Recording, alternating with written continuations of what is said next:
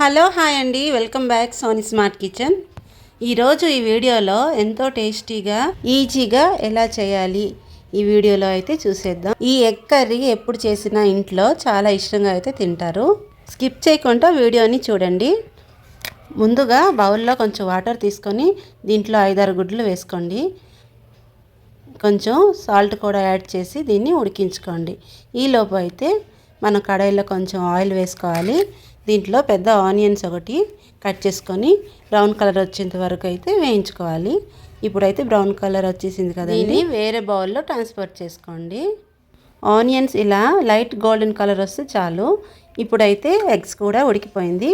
దీన్ని చల్లారించినాక ఇలా తొక్క తీసి పక్కన పెట్టుకోవాలి. ఇప్పుడు మిక్సీ జార్లో 2 టమాటాలు అయితే వేసుకొని స్మూత్గా గ్రైండ్ చేసుకోవాలి. ఈ విధంగా గ్రైండ్ చేసుకుంటే సరిపోతుంది. దీన్ని ఒక కప్పులో అయితే వేసి పక్కన పెట్టుకోండి. అదే మిక్సీ జార్లో బ్రౌన్ ఆనియన్స్ కూడా మనం వేసుకోవాలి.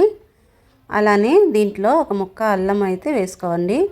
అలానే తెల్లుల్లి కూడా దీంట్లో వేసుకోవాలి. 2 యాలకులు, అలాగే ఒక 5 లవంగాలు, ఒక చెక్క ముక్క అయితే వేసుకోవాలి. ఇవంతా అయితే బాగా స్మూత్గా గ్రైండ్ చేసుకొని ఈ విధంగా అయితే పెట్టుకోండి. ఇప్పుడు కడాయిలో కొంచెం ఆయిల్ వేసి అలానే కొంచెం పసుపు కూడా యాడ్ చేసి ఈ ఎగ్స్ కూడా వేసుకోవాలి. దీన్ని కొంచెం గోల్డెన్ బ్రౌన్ కలర్ వచ్చేంత వరకు ఫ్రై చేసుకొని ఉండాలి. గరిట ఎప్పుడు ఇలా తిప్పేసి అయితే ఇలా ఎగ్స్ అయితే కలుపుతూ ఉండాలి. ఈ ఎగ్స్ 2 మినిట్స్ వేయించుకుంటే సరిపోతుందండి. ఇప్పుడైతే వేగిపోయింది కాబట్టి ఈ మొత్తాన్ని వేరే ప్లేట్కి ట్రాన్స్ఫర్ చేసుకోవాలి. ఇప్పుడు ఇంకొంచెం ఆయిల్ అయితే యాడ్ చేసుకోవాలి. ఆయిల్ హీట్ అయ్యాక దీంట్లో ఆవాలు, జీలకర్ర, అలానే బిర్యానీ ఆకులు ఒకటి వేసుకోవాలి. ఇప్పుడు సన్నగా కట్ చేసుకున్న ఆనియన్స్ అలానే పచ్చిమిర్చి కూడా వేసుకొని ఒకసారి కలుపుకోండి. కొంచెం కరివేపాకు కూడా వేసుకోవాలి.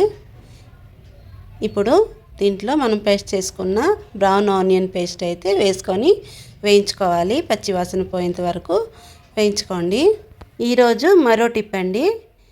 ఫేస్ బాగా గ్లోగా రావాలంటే ఒక కప్పులో శనగపిండి 1 టీ స్పూన్ వేసుకోవాలి. దాంట్లో కొంచెం టర్మరిక్ వేసుకోండి. అలానే కొంచెం నిమ్మకాయ కూడా పిండుకోండి. దాంట్లో కొంచెం మిల్క్ కూడా, రా మిల్క్ కూడా యాడ్ చేసుకొని ఈ మొత్తం అయితే ఒకసారి బాగా కలుపుకొని ఫేస్కి అయితే అప్లై చేసుకోండి.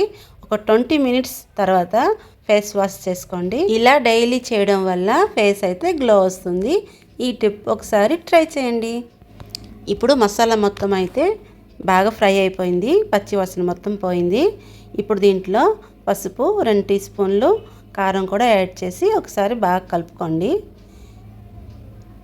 ఆయిల్ మొత్తం పైకి అయితే తేలిపోయింది కదండి. ఇప్పుడు దీంట్లో 1 కప్ అయితే టమాటా పేస్ట్ని కూడా యాడ్ చేసుకొని బాగా కలుపుకోవాలి. ఈ టమాటా కూడా బాగా కుక్ అవ్వాలి. ఈ టమాటా ప్యూరీ వేయడం వల్ల ఈ ఎగ్ కర్రీకి చాలా టేస్ట్ వస్తుందండి. ఇప్పుడు దీంట్లో టేస్ట్కి సరిపోయేంత సాల్ట్ కూడా యాడ్ చేసుకొని కలుపుకోండి. దీన్ని ఒక 2 నిమిషాలు అయితే మూత వేసుకొని కుక్ చేసుకోవాలి. ఇప్పుడు చూసారా, ఆయిల్ అయితే పైకి తేలిపోయింది కదండి. టమాటా మసాలా మొత్తం అయితే బాగా కుక్ అయిపోయింది.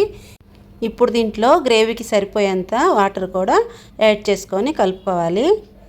సరిపోలేదండి, ఇంకొంచెం కూడా వాటర్ యాడ్ చేసుకోండి. ఇప్పుడైతే గ్రేవీ సరిపోయిందండి. ఈ కన్సిస్టెన్సీ అయితే ఉండాలి.